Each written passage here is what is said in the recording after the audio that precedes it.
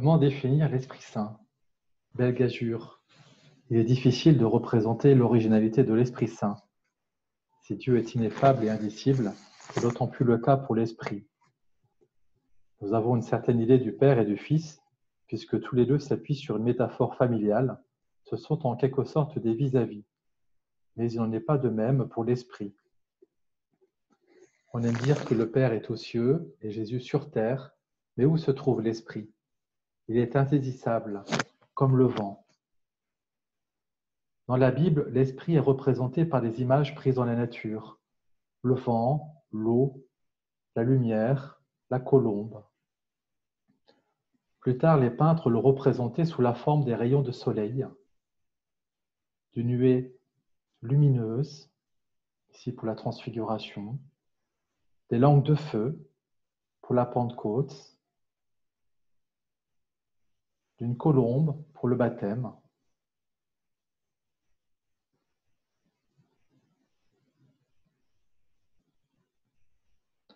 Commençons notre enquête à la recherche de ce Dieu mal connu qui nous est difficile à identifier. Notre étude comportera 3 étapes distinctes. Tout d'abord, nous partirons de la source. Que nous dit la Bible de l'Esprit Saint? Puis nous donnerons des repères historiques et dogmatiques, car dans les premiers siècles, les chrétiens ont été amenés à approfondir le sens de la foi en l'Esprit.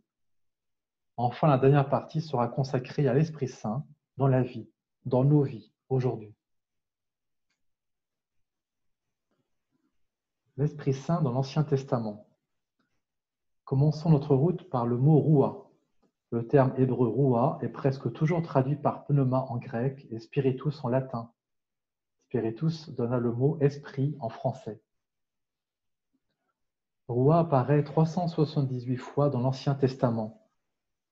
Il désigne soit le vent, le souffle d'air, soit la force vive chez l'homme, le principe de vie, l'haleine, ou soit la force de vie de Dieu par lequel il agit et fait agir tant au plan physique qu'au plan spirituel. C'est toujours une énergie de vie. Alors prenons quelques exemples. Pour Roua, souffle d'air, du livre de la Genèse, la terre était vide et vague, les ténèbres couvraient l'abîme, un vent de Dieu tournoyait sur les eaux. Pour Roua, haleine de Dieu qui communique la vie, du livre de l'Exode, où souffle de tes narines, les eaux s'amoncelèrent. Ou plus loin, tu soufflas de ton haleine, la mer les recouvrit. Pour Roua, force vive chez l'homme, du livre de la Genèse. Yahvé Dieu modula l'homme avec la glaise du sol. Il insuffla dans ses narines une haleine de vie et l'homme devint un être vivant. Plus loin, tout ce qui avait une haleine de vie dans les narines, c'est-à-dire tout ce qui était sur la terre ferme, mourut. Puis un extrait d'un psaume. Tu caches ta face, ils s'épouvantent, tu retires leur souffle, ils expirent, à leur poussière ils retournent. Tu envoies ton souffle, ils sont créés, tu renouvelles la face de la terre. Pour les Hébreux, Roua n'est pas désincarné, c'est l'animation d'un corps. Le juif ne reprend pas les catégories de substance de la culture grecque, mais il pense énergie et principe d'action. L'esprit reçoit aussi divers qualificatifs selon les effets dont il est le principe. Ainsi, la Bible parle d'esprit d'intelligence et de sagesse. Du livre des Nombres, prends Josué, fils de Nun, homme en qui demeure l'esprit, Roua, souffle. Les juges, sortes de chefs charismatiques, sont aussi inspirés. L'esprit de Yahvé revêtit Gédéon dans le livre des juges. Et puis plus loin, l'esprit de Yahvé fondit sur lui et sans rien avoir en main, Samson déchira le lion comme on déchire un chevreau. L'esprit agit à travers les prophètes. Notons que le mot roua apparaît une 50aine de fois chez Isaïe et 46 fois chez Ézéchiel. Isaïe prédit la venue du Messie. Un rejeton sortira de la souche de Jessé, un surgeon poussera de ses racines. Sur lui reposera l'esprit de Yahvé, l'esprit de sagesse et d'intelligence, esprit de conseil et de force, esprit de connaissance et de crainte de Yahvé. Puis plus loin, voici mon serviteur que je soutiens, mon élu en qui mon âme se complaît, j'ai mis sur lui mon esprit. Il présentera aux nations le droit. Ézéchiel, après avoir vu la destruction du temple, prophétise l'action de Dieu. Je mettrai en vous un esprit nouveau, j'ôterai de votre chair le cœur de pierre, et je vous donnerai un cœur de chair. Fils d'homme, ces ossements vivront-ils? Je dis, Seigneur Yahvé, c'est toi qui le sais. Je regardais, ils étaient recouverts de nerfs, la chair avait poussé et la peau s'était tendue par-dessus, il n'y avait pas d'esprit en eux.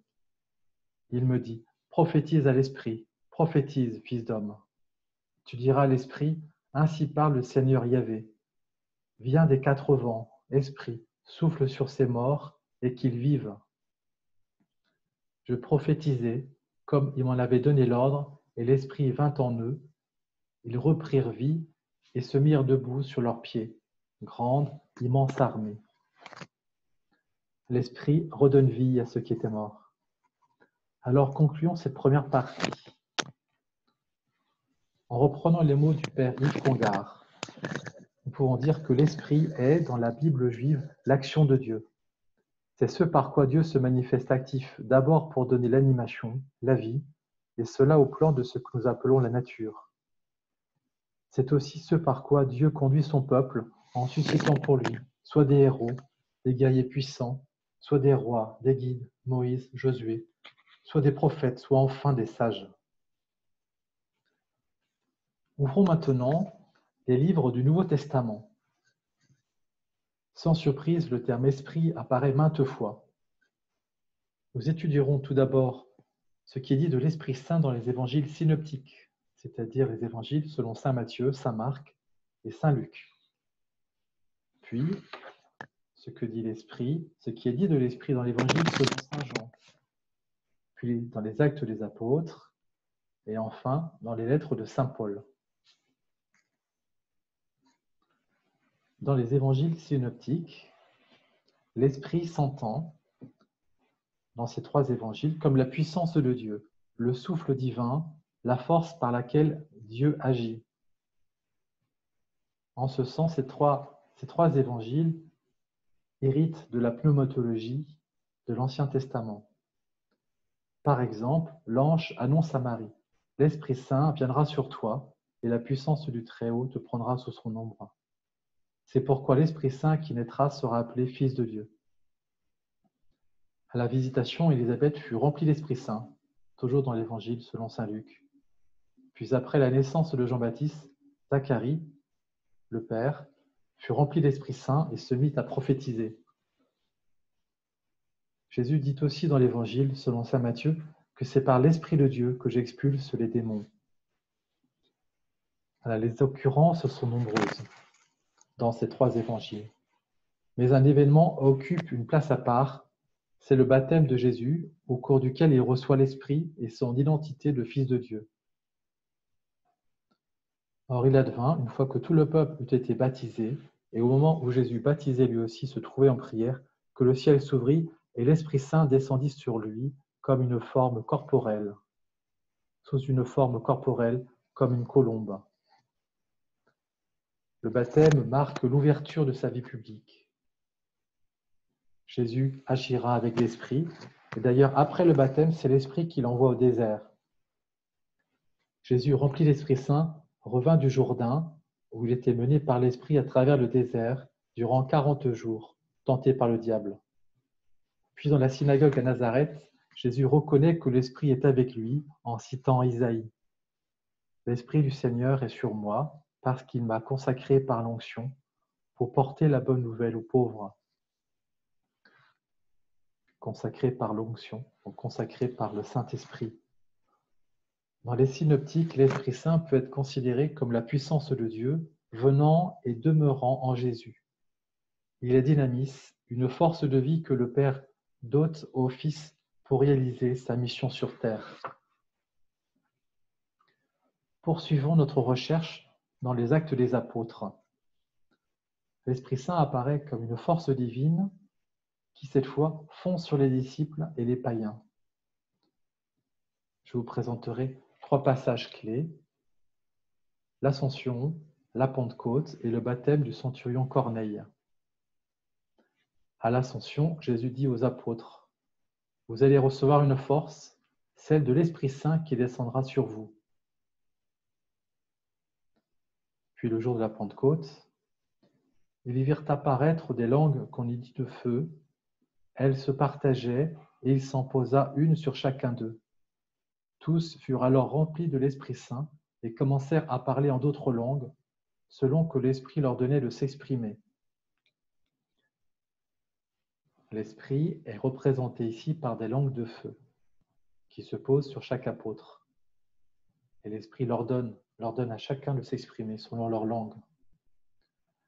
À l'image du baptême de Jésus, où la descente de l'Esprit confirmait son onction et sa mission, la Pentecôte représente pour l'Église le don et la force de l'Esprit pour la réalisation de sa propre mission. Mais les apôtres ont encore du chemin à parcourir. L'Esprit a continué à les accompagner, à les éclairer. Il ouvre à l'intelligence des situations.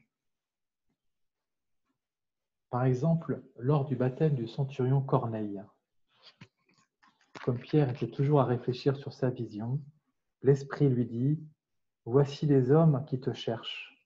Va donc, descends et pars avec eux sans hésiter, car c'est moi qui les ai envoyés. » Pierre partit ensuite rejoindre Corneille et commença un discours sur Jésus, qui a été consacré par l'Esprit. Pierre parlait encore quand l'Esprit Saint tomba sur tous ceux qui écoutaient la parole. Et tous les croyants circoncis qui étaient venus avec Pierre furent stupéfaits de voir que le don du Saint-Esprit avait été répandu aussi sur les païens. Ils entendaient en effet parler en langue et magnifier Dieu. Alors Pierre déclara: « Peut-on refuser l'eau du baptême à ceux qui ont reçu l'Esprit Saint aussi bien que nous ?» Et il ordonna de les baptiser au nom de Jésus-Christ. Pierre reconnaît ici l'action de l'Esprit chez Corneille et ses proches. L'Esprit Saint agit par les apôtres et en même temps dans les auditeurs. C'est l'Esprit ici qui invite à annoncer la parole aux païens.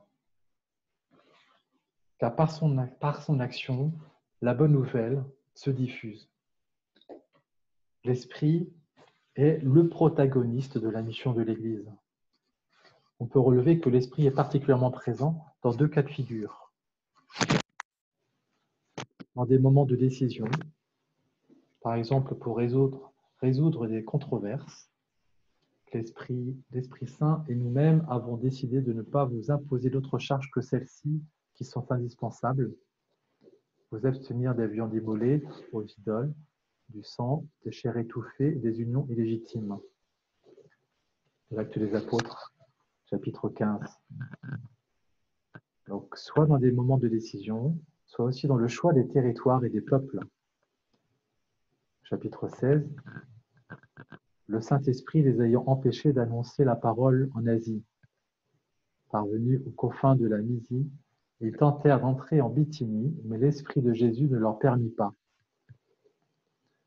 L'Esprit Saint guide les apôtres et aussi leur donne assurance. Chapitre 4. Quand ils eurent fini de prier, le lieu où ils étaient réunis se mit à trembler. Ils furent tous remplis de l'Esprit Saint et ils disaient la parole de Dieu avec assurance.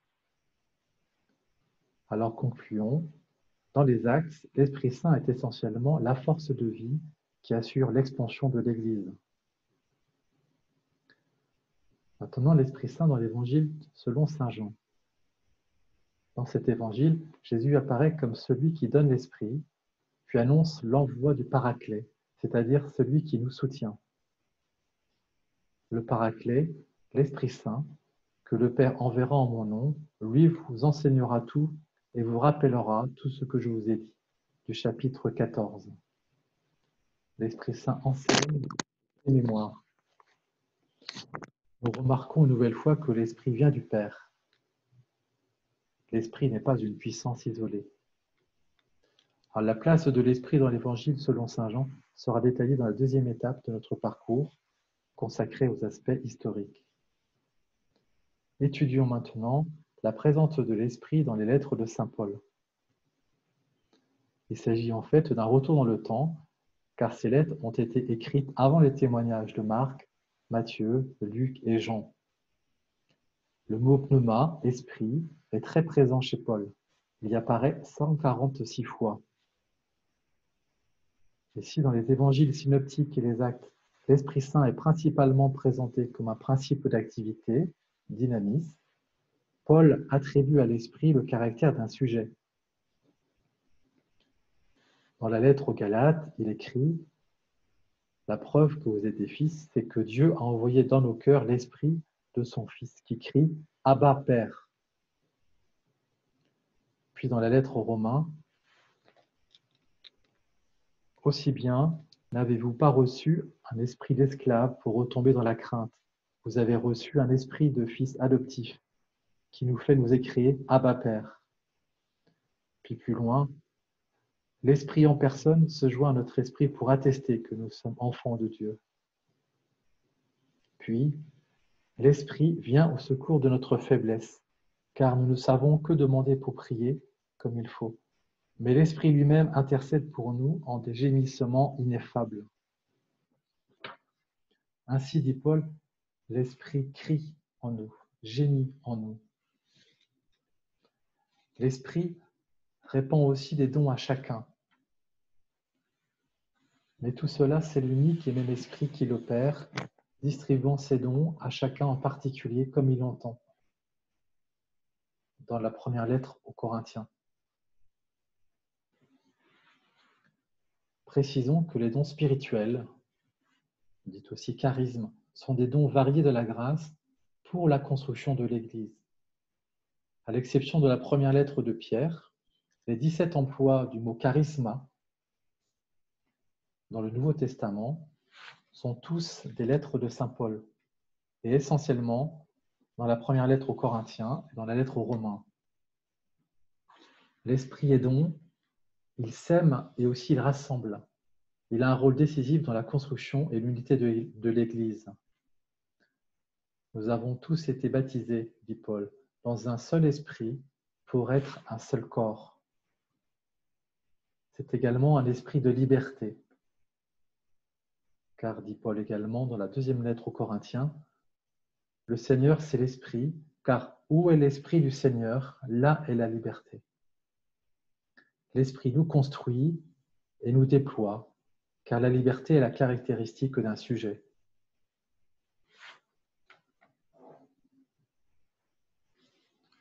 Concluons la première étape de notre enquête. Elle nous a fait traverser toute la Bible à grande enjambée. Ce parcours ambitieux et hélas beaucoup trop rapide nous a montré que l'Esprit est présent à la fois dans l'Ancien et le Nouveau Testament. Dans la Bible juive, l'Esprit est l'action de Dieu, elle est ce pourquoi Dieu impulse la vie et aussi conduit son peuple. Dans le Nouveau Testament, l'Esprit est dynamisme, une force de vie que le Père dote au Fils pour réaliser sa mission sur terre. Dans les actes de l'Esprit Saint, essentiellement le principe dynamique qui assure l'expansion de l'Église. Et chez saint Paul, l'Esprit crie en nous, intercède pour nous. Et il répond des dons comme il l'entend, et il rassemble. Il est principe d'unité. Alors quelques années ou siècles plus tard, l'Église sera amenée à approfondir sa compréhension de l'Esprit Saint. Alors pourquoi les chrétiens des premiers siècles ont-ils professé que l'Esprit Saint est aussi divin?